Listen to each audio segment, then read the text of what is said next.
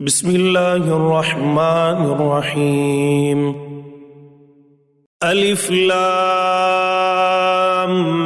ميم صاد. كتاب أنزل إليك فلا يكن في صدرك حرج منه لتنذر به وذكرى للمؤمنين. اتبعوا ما أنزل إليكم من ربكم ولا تتبعوا من دونه أولياء قليلا ما تذكرون. وكم من قرية أهلكناها فجاءها بأسنا بياتا أو هم قائلون. فما كان دعواهم إذ جاءهم بأسنا إلا أن قالوا إنا كنا ظالمين. فلنسألن الذين أرسل إليهم ولنسألن المرسلين فلنقصن عليهم بعلم وما كنا غائبين. والوزن يومئذ الحق فمن ثقلت موازينه فأولئك هم المفلحون. ومن خفت موازينه فأولئك الذين خسروا أنفسهم بما كانوا بآياتنا يظلمون. ولقد مكناكم في الأرض وجعلنا لكم فيها معايش قليلا ما تشكرون. ولقد خلقناكم ثم صورناكم ثم قلنا للملائكة اسجدوا لآدم فسجدوا إلا إبليس لم يكن من الساجدين. قال ما منعك ألا تسجد إذ أمرتك؟ قال أنا خير منه خلقتني من نار وخلقته من طين. قال فاهبط منها فما يكون لك أن تتكبر فيها فاخرج إنك من الصاغرين. قال أنظرني إلى يوم يبعثون. قال إنك من المنظرين. قال فبما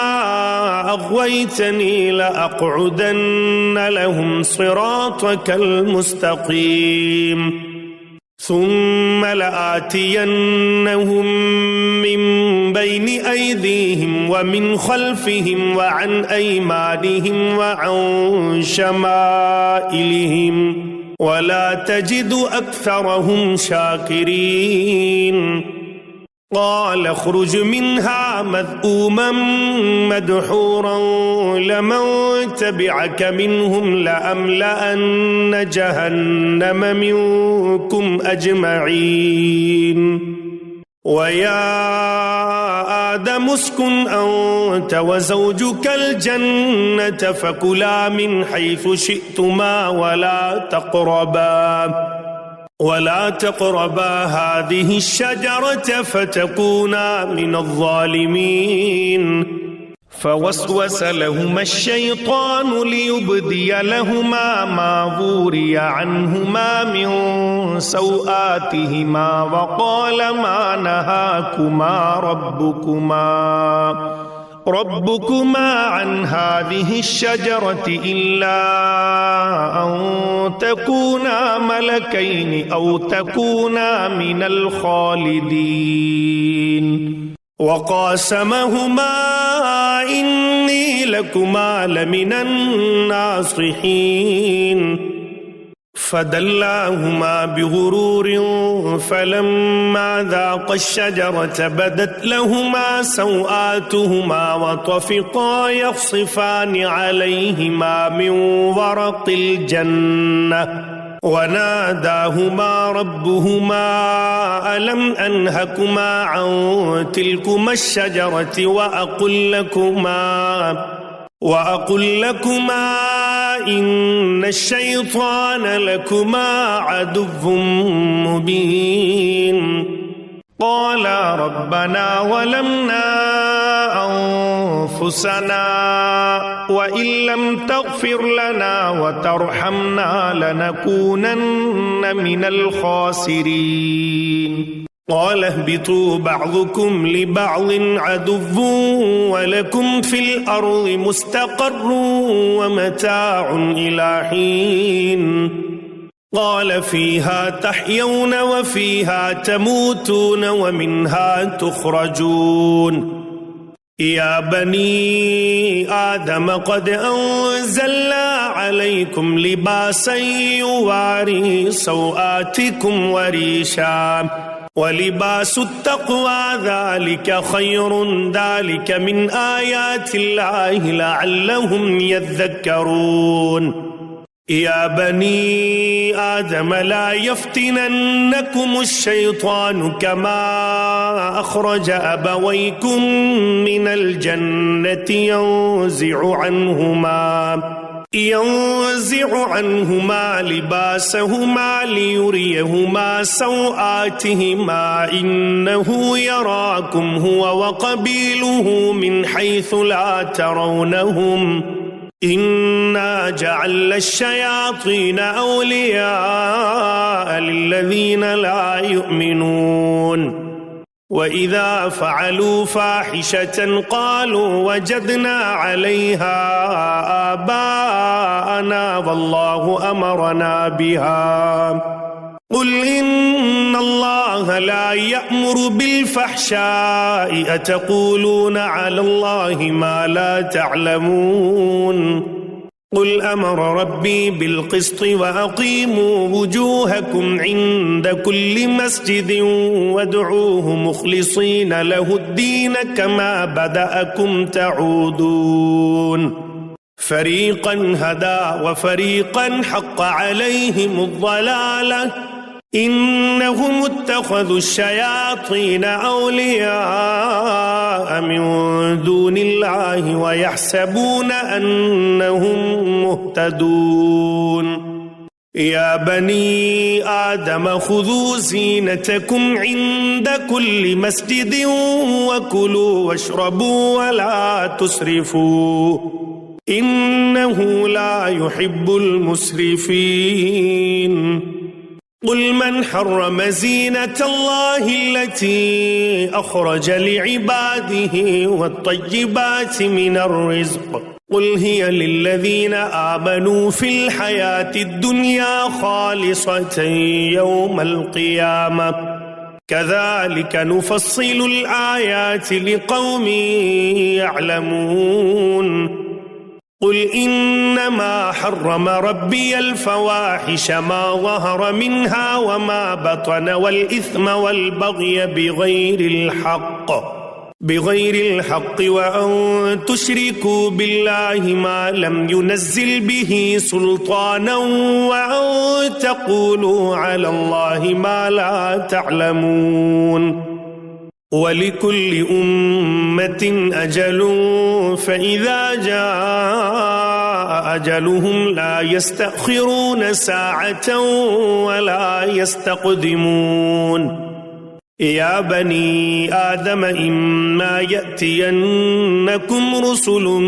منكم يقصون عليكم آياتي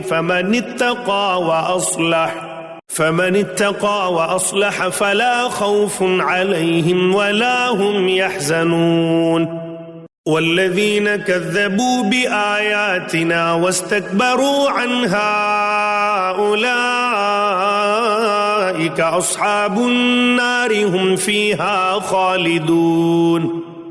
فمن أظلم ممن افترى على الله كذبا أو كذب بآياته أولئك ينالهم نصيبهم من الكتاب حتى إذا جاءتهم رسلنا يتوفونهم قالوا أين ما كنتم تدعون من دون الله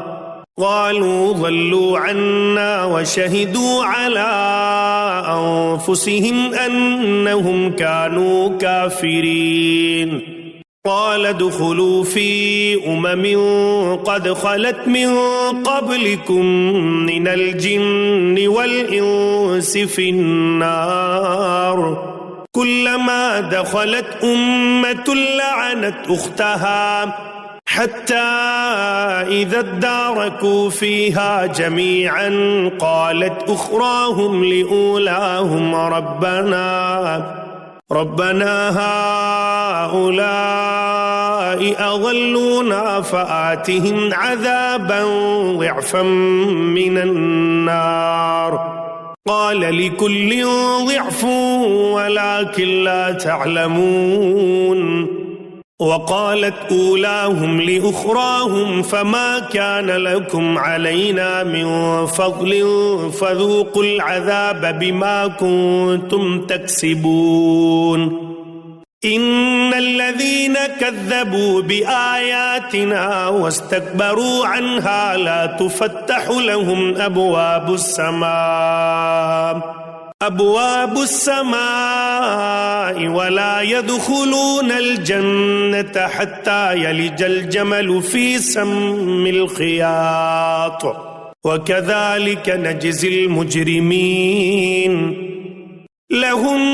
من جهنم مهاد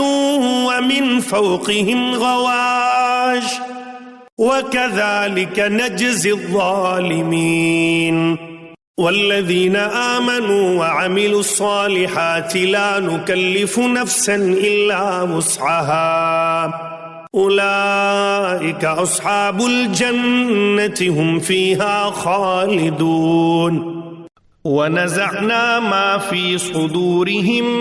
من غل تجري من تحتهم الأنهار وقالوا الحمد لله الذي هدانا لهذا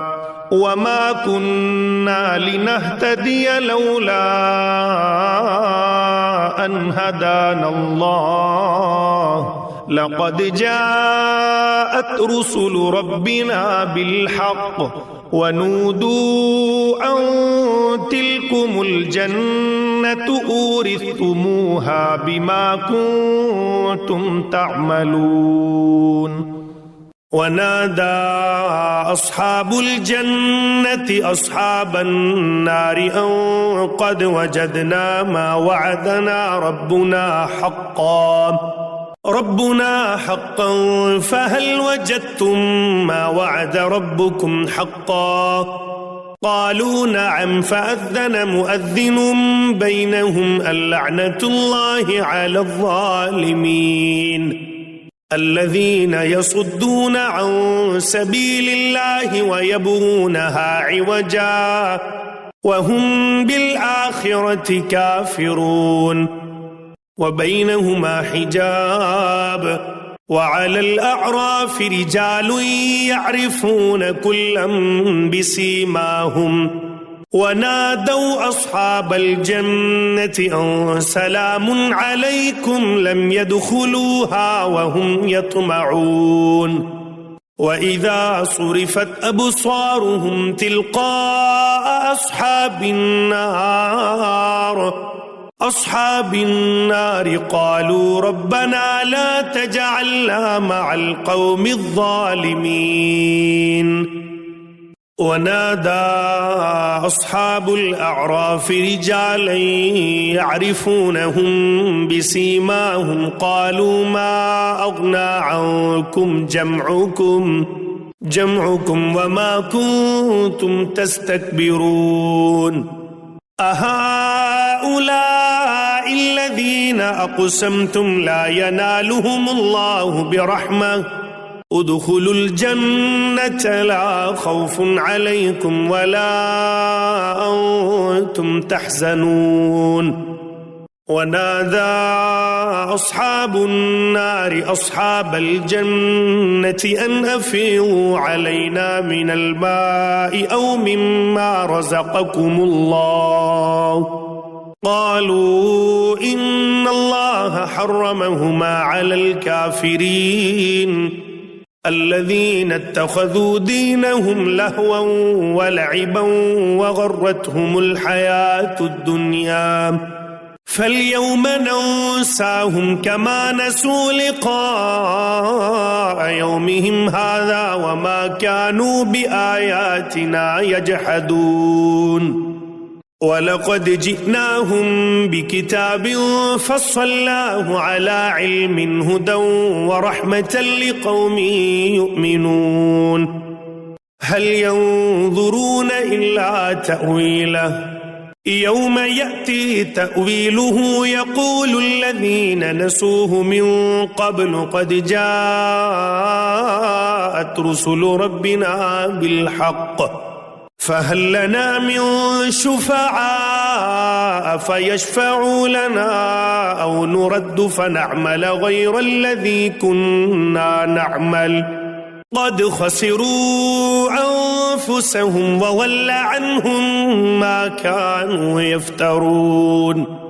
إن ربكم الله الذي خلق السماوات والأرض في 6 أيام ثم استوى على العرش يغشي الليل النهار يطلبه حثيثا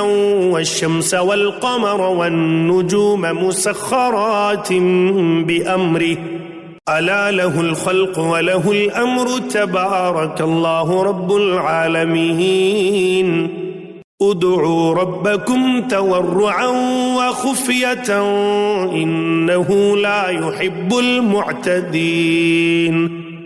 ولا تفسدوا في الأرض بعد إصلاحها وادعوه خوفا وطمعا إن رحمة الله قريب من المحسنين وهو الذي يرسل الرياح بشرا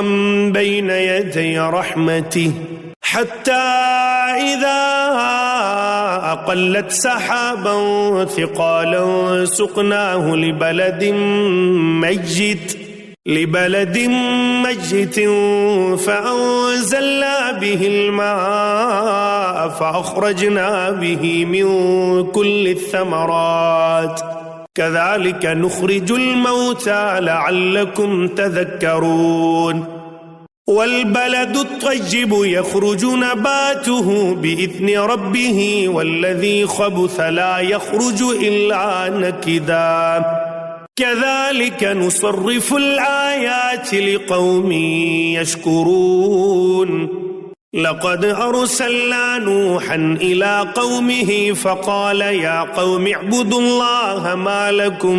من إله غيره إني أخاف عليكم عذاب يوم عظيم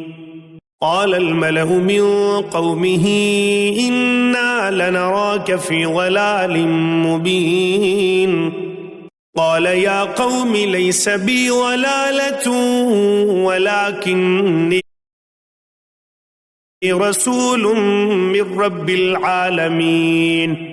أبلغكم رسالات ربي وأنصح لكم وأعلم من الله ما لا تعلمون أوعجبتم أن جاءكم ذكر من ربكم على رجل منكم لينذركم ولتتقوا ولعلكم ترحمون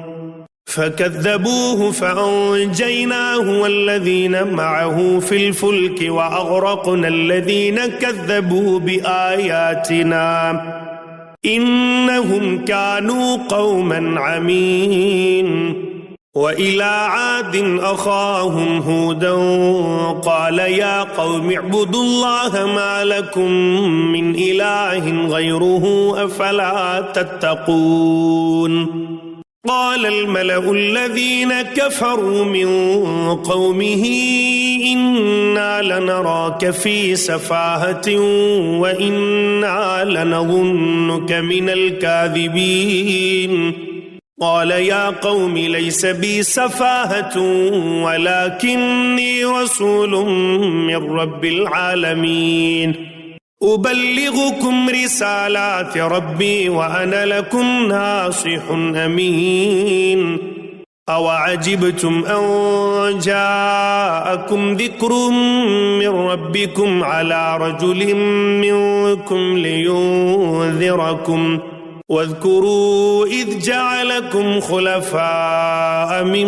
بعد قوم نوح وزادكم في الخلق بسطة فاذكروا آلاء الله لعلكم تفلحون قالوا أجئتنا لنعبد الله وحده ونذر ما كان يعبد آباؤنا فأتنا بما تعدنا إن كنت من الصادقين قال قد وقع عليكم من ربكم رجس وغضب أتجادلونني في أسماء سميتموها أنتم وآباؤكم ما نزل الله بها من سلطان فانتظروا إني معكم من المنتظرين فأنجيناه والذين معه برحمة منا وقطعنا دابر الذين كذبوا بآياتنا وما كانوا مؤمنين وإلى ثمود أخاهم صالحا قال يا قوم اعبدوا الله ما لكم من إله غيره قد جاءتكم بينة من ربكم هذه ناقة الله لكم آية فذروها تأكل في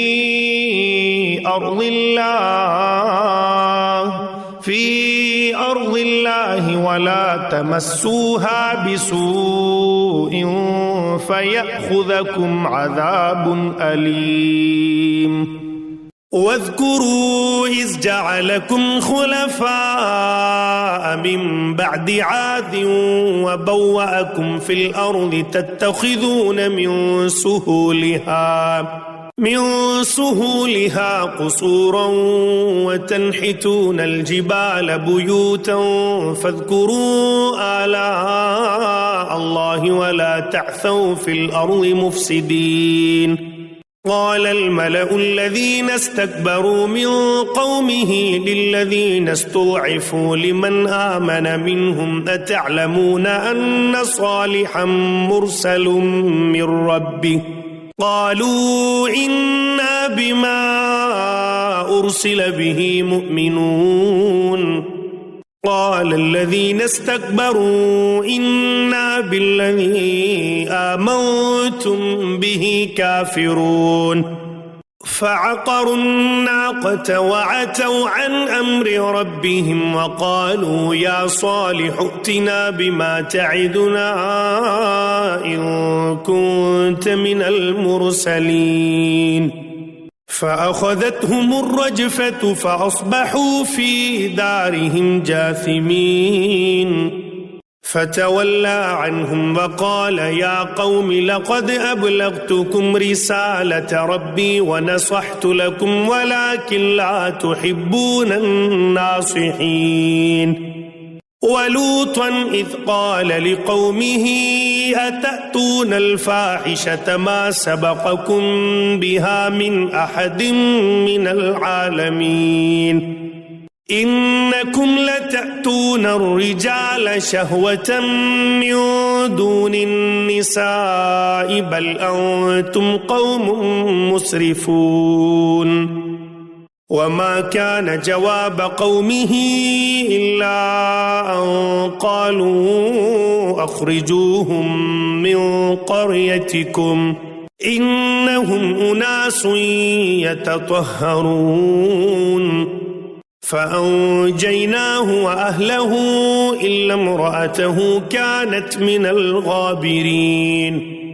وأمطرنا عليهم مطرا فانظر كيف كان عاقبة المجرمين وإلى مدين أخاهم شعيبا قال يا قوم اعبدوا الله ما لكم من إله غيره قد جاءتكم بينة من ربكم فأوفوا الكيل والميزان ولا تبخسوا الناس أشياءهم ولا تفسدوا في الأرض بعد إصلاحها ذلكم خير لكم إن كنتم مؤمنين ولا تقعدوا بكل صراط توعدون وتصدون عن سبيل الله من آمن به وتبغونها عوجا واذكروا إذ كنتم قليلا فكثركم وانظروا كيف كان عاقبة المفسدين وإن كان طائفة منكم آمنوا بالذي أرسلت به وطائفة لم يؤمنوا فاصبروا حتى يحكم الله بيننا وهو خير الحاكمين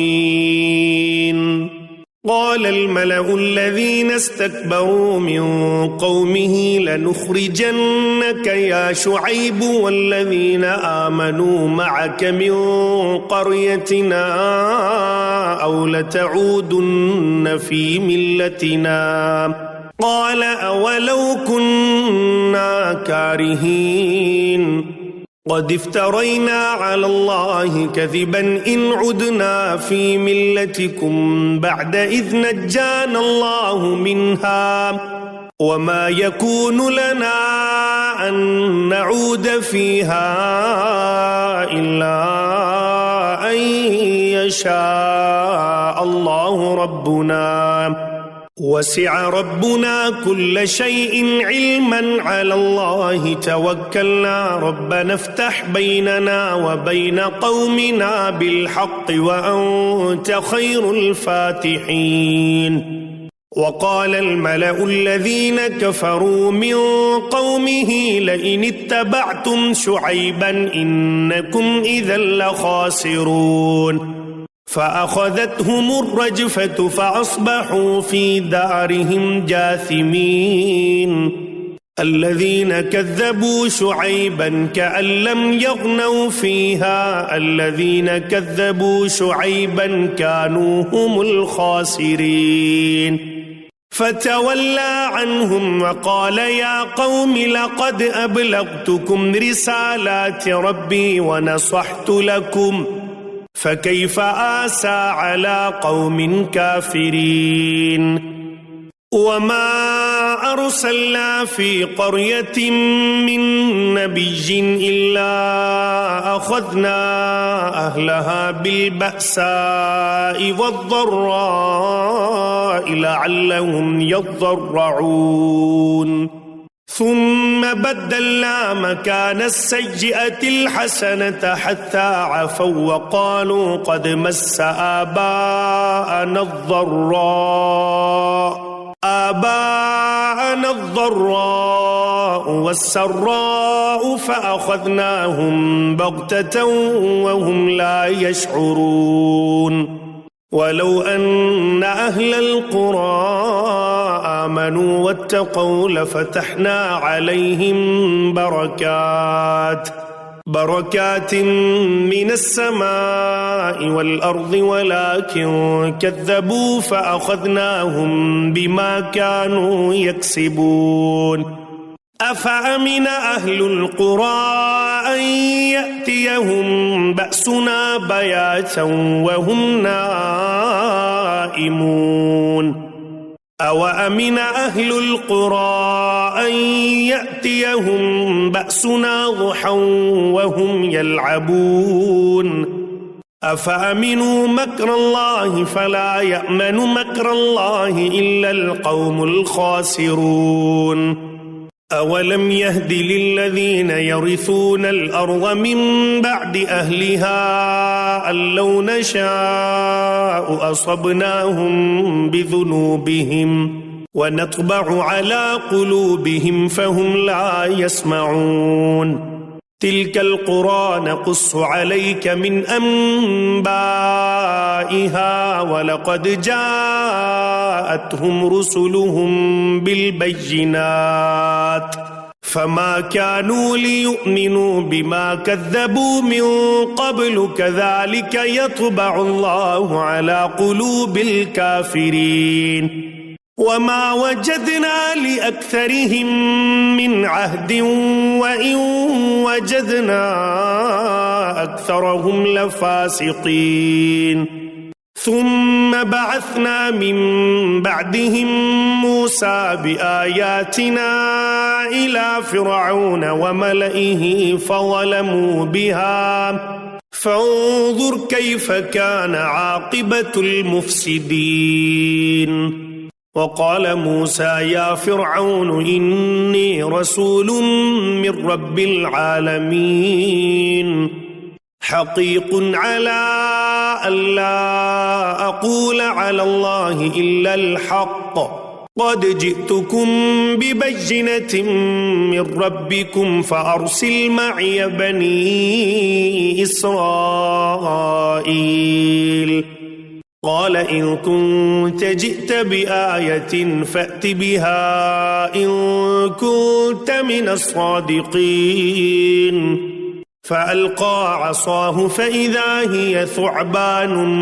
مبين ونزع يده فإذا هي بيضاء للناظرين قال الملأ من قوم فرعون إن هذا لساحر عليم يريد أن يخرجكم من أرضكم فماذا تأمرون قالوا أرجه وأخاه وأرسل في المدائن حاشرين يأتوك بكل ساحر عليم وجاء السحرة فرعون قالوا إن لنا لأجرا إن كنا نحن الغالبين قال نعم وإنكم لمن المقربين قالوا يا موسى إما أن تلقي وإما أن نكون نحن الملقين قال ألقوا فلما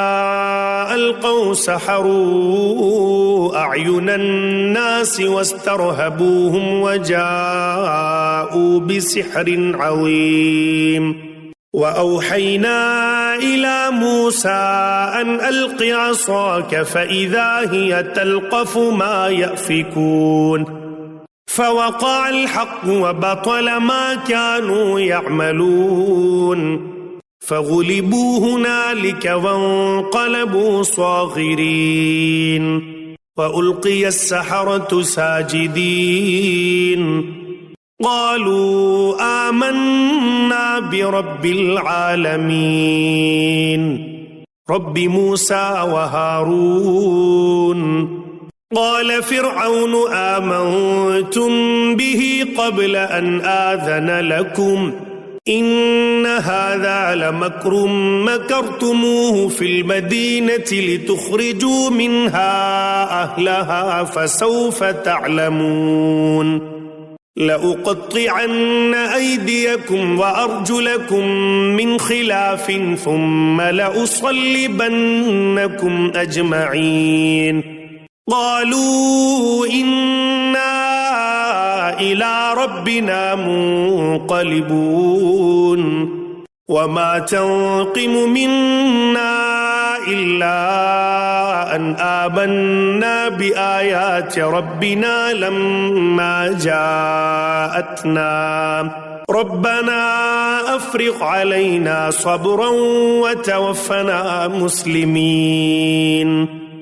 وقال الملأ من قوم فرعون أتذر موسى وقومه ليفسدوا في الأرض ويذرك وآلهتك قال سنقتل أبناءهم ونستحيي نساءهم وإنا فوقهم قاهرون قال موسى لقومه استعينوا بالله واصبروا إن الأرض لله يورثها من يشاء من عباده والعاقبة للمتقين قالوا أوذينا من قبل أن تأتينا ومن بعد ما جئتنا قال عسى ربكم أن يهلك عدوكم ويستخلفكم في الأرض فينظر كيف تعملون ولقد أخذنا آل فرعون بالسنين ونقص من الثمرات لعلهم يذكرون فإذا جاءتهم الحسنة قالوا لنا هذه وإن تصبهم سيئة يطيروا بموسى ومن معه ألا إنما طائرهم عند الله ولكن أكثرهم لا يعلمون وقالوا مهما تأتنا به من آية لتسحرنا بها فما نحن لك بمؤمنين فأرسلنا عليهم الطوفان والجراد والقمل والضفادع والدم آيات مفصلات فاستكبروا وكانوا قوما مجرمين ولما وقع عليهم الرجز قالوا يا موسى ادع لنا ربك بما عهد عندك لئن كشفت عنا الرجز لنؤمنن لك ولنرسلن معك بني إسرائيل فلما كشفنا عنهم الرجز إلى أجل هم بالغوه إذا هم ينكثون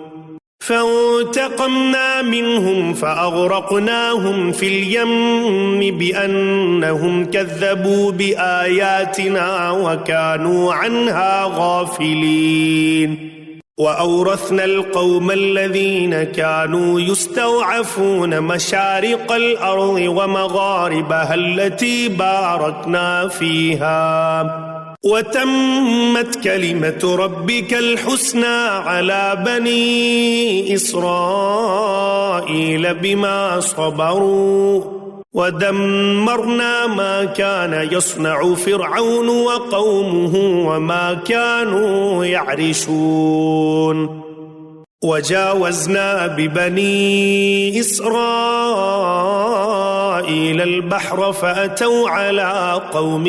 يعكفون على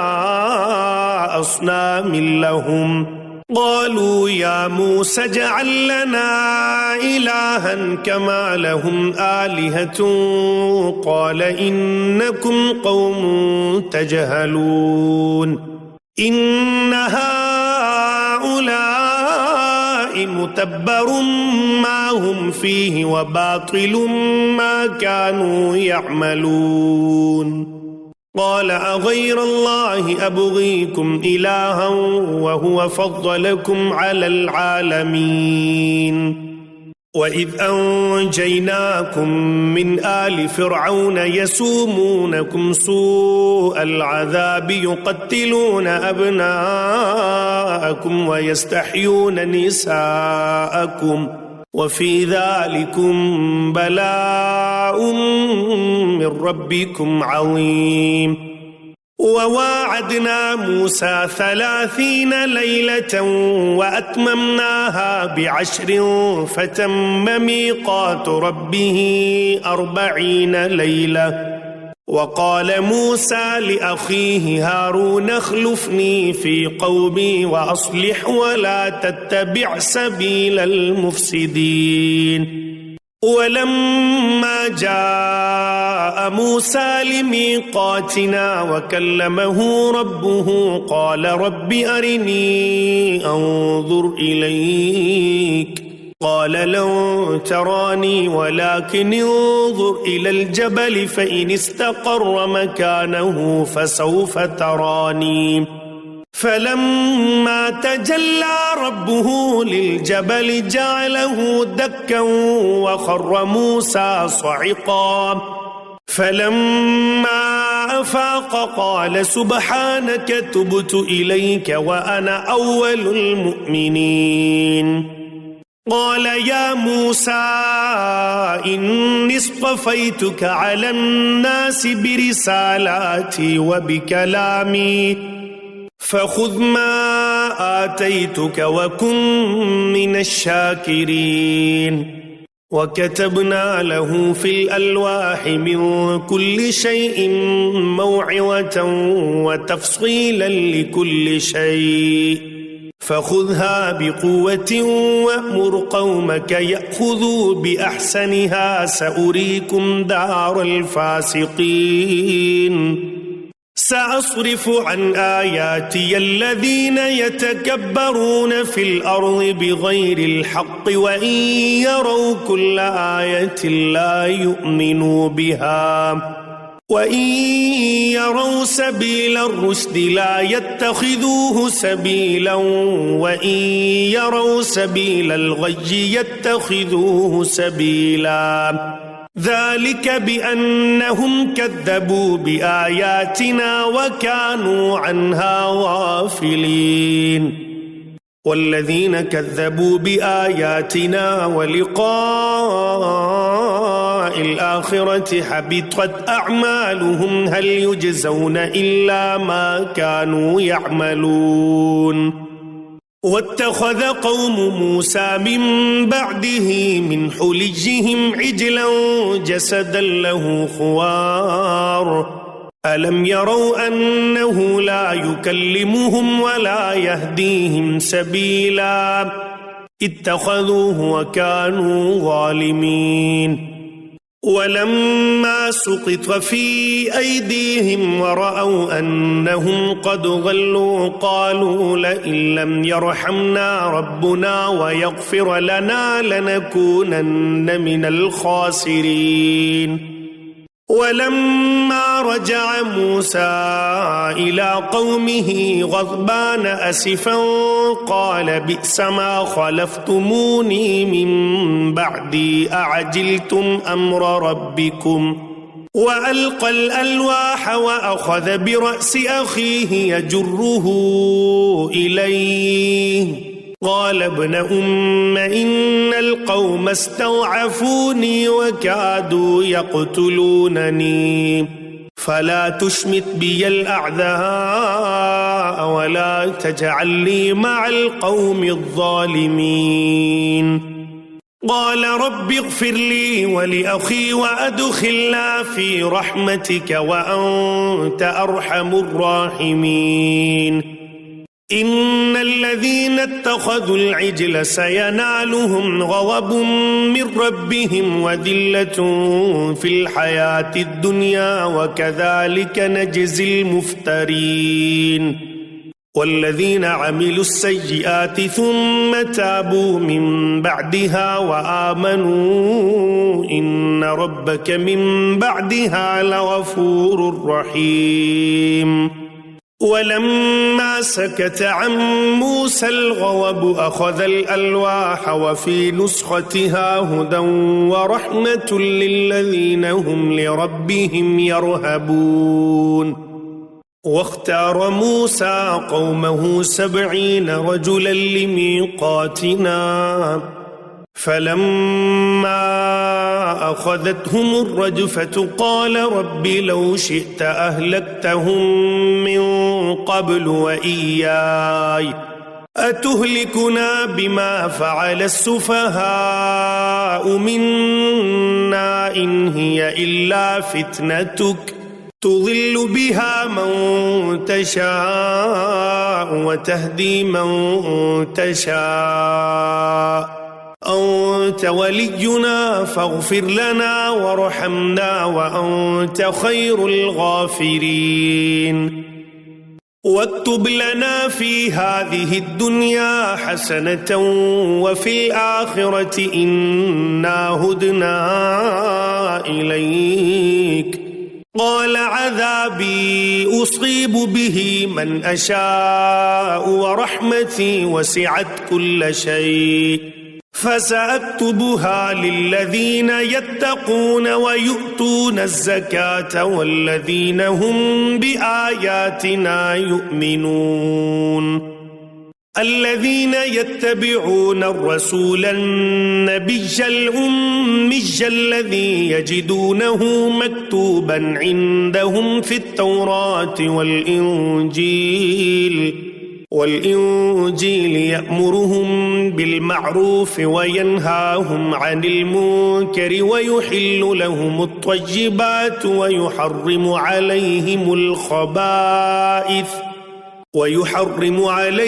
الخبائث ويضع عنهم إصرهم والأغلال التي كانت عليهم. فالذين آمنوا به وعزروه ونصروه واتبعوا النور الذي أنزل معه أولئك هم المفلحون. قل يا أيها الناس إني رسول الله إليكم جميعا الذي له ملك السماوات والأرض لا إله إلا هو يحيي ويميت فآمنوا بالله ورسوله النبي الأمي الذي يؤمن بالله وكلماته واتبعوه لعلكم تهتدون. ومن قوم موسى أمة يهدون بالحق وبه يعدلون. وقطعناهم 12 أسباطا أمما وأوحينا إلى موسى إذ استسقاه قومه أن اضرب بعصاك الحجر فانبجست منه 12 عينا قد علم كل أناس مشربهم وظللنا عليهم الغمام وأنزلنا عليهم المن والسلوى كلوا من طيبات ما رزقناكم وما ظلمونا ولكن كانوا أنفسهم يظلمون. وإذ قيل لهم اسكنوا هذه القرية وكلوا منها حيث شئتم وقولوا حطة وادخلوا الباب سجدا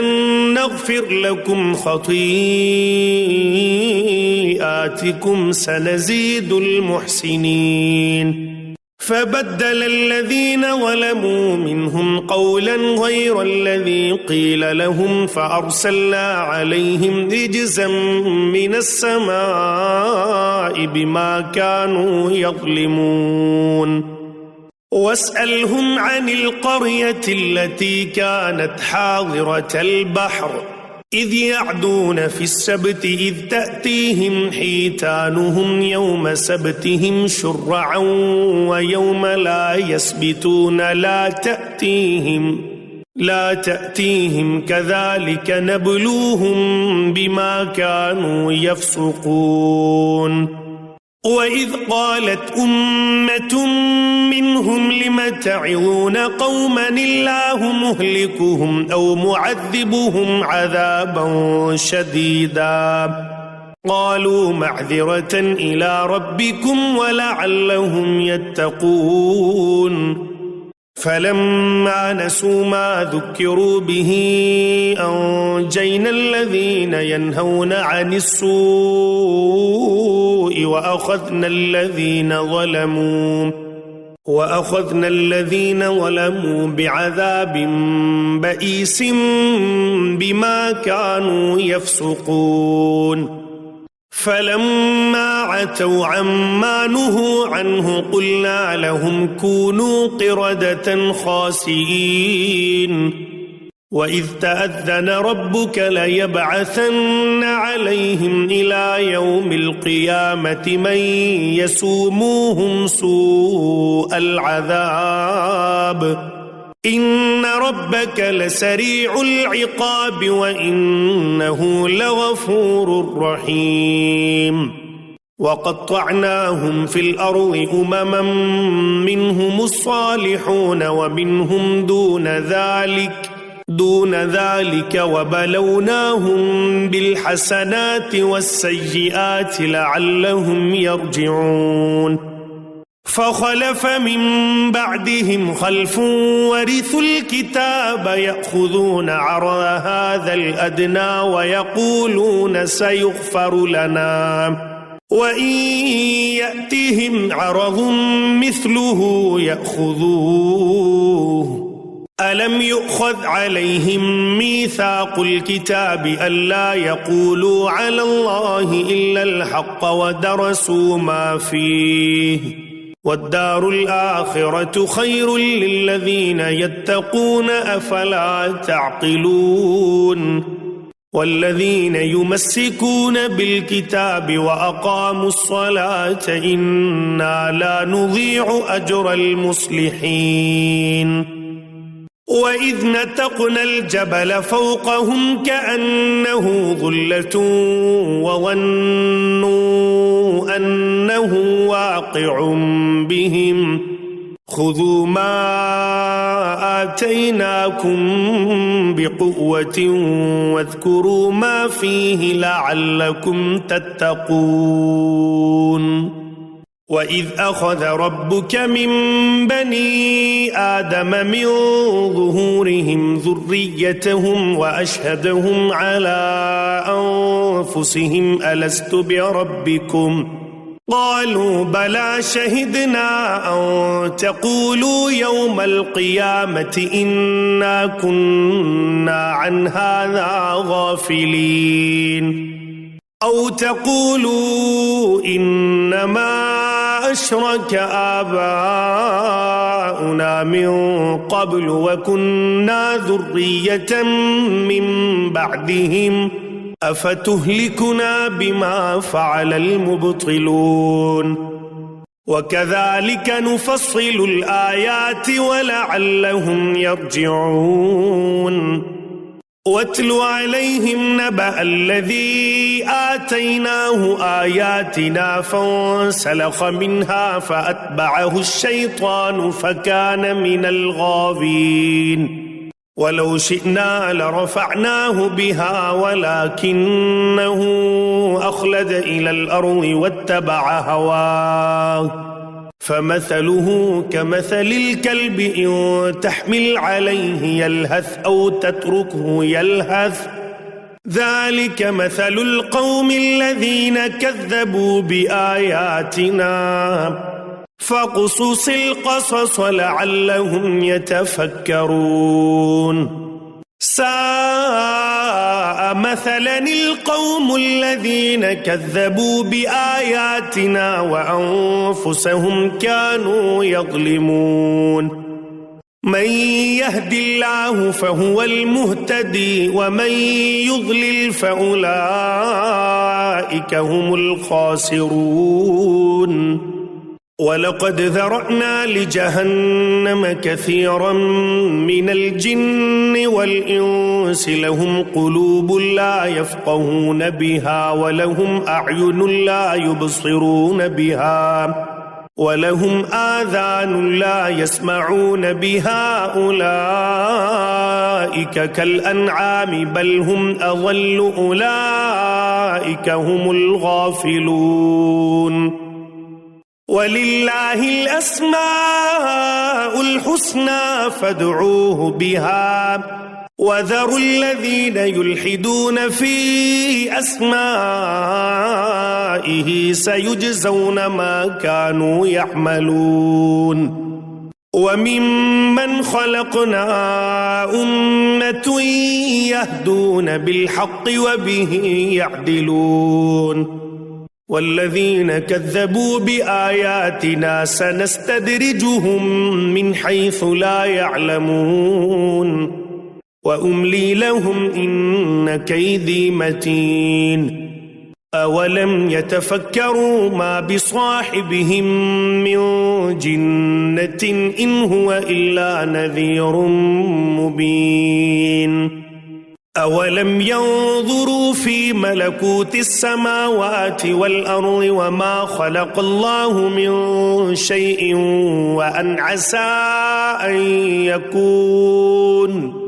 وأن عسى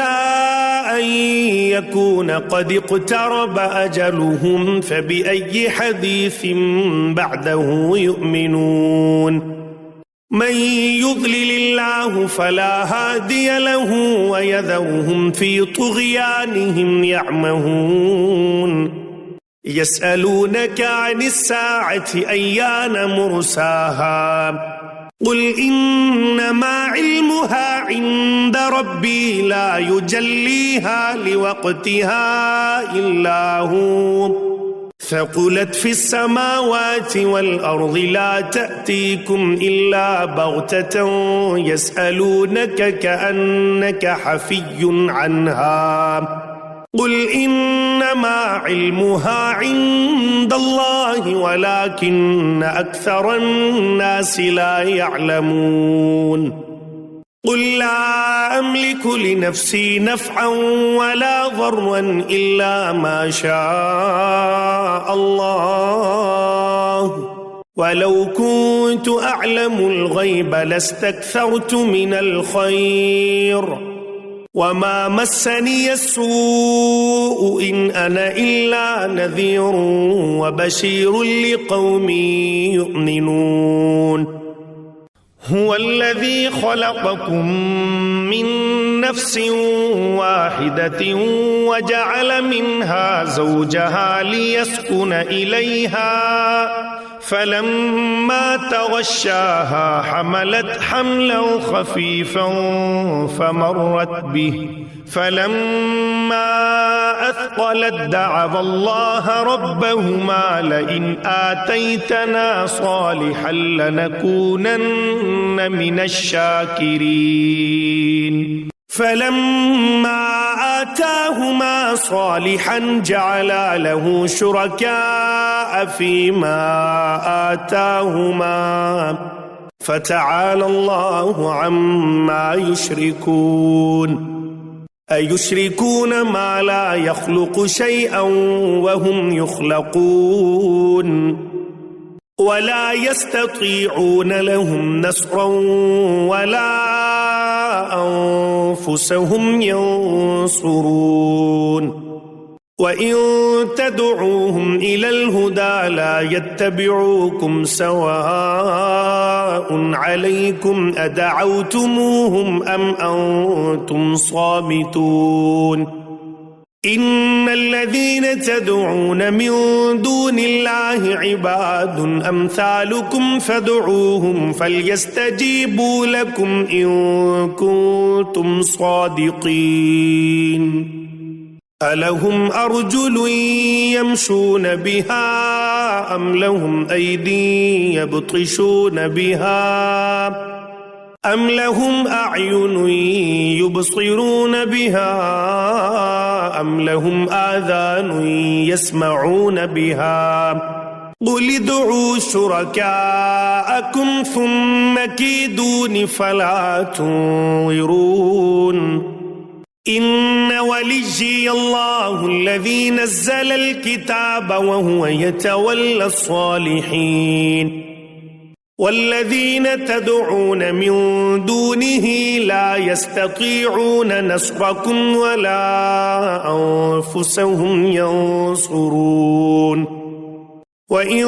تدعوهم إلى الهدى لا يسمعوا وتراهم ينظرون إليك وهم لا يبصرون خذ العفو وأمر بالعرف وأعرض عن الجاهلين وإما ينزغنك من الشيطان نزغ فاستعذ بالله إنه سميع عليم إن الذين اتقوا إذا مسهم طائف من الشيطان تذكروا فإذا هم مبصرون وإخوانهم يمدونهم في الغي ثم لا يقصرون وإذا لم تأتهم بآية قالوا لولا اجتبيتها قل إنما أتبع ما يوحى إلي من ربي هذا بصائر من ربكم وهدى ورحمة لقوم يؤمنون وإذا قرئ القرآن فاستمعوا له وأنصتوا لعلكم ترحمون واذكر ربك في نفسك تضرعا وخيفة ودون الجهر من القول بالغدو والآصال ولا تكن من الغافلين إن الذين عند ربك لا يستكبرون عن عبادته ويسبحونه وله يسجدون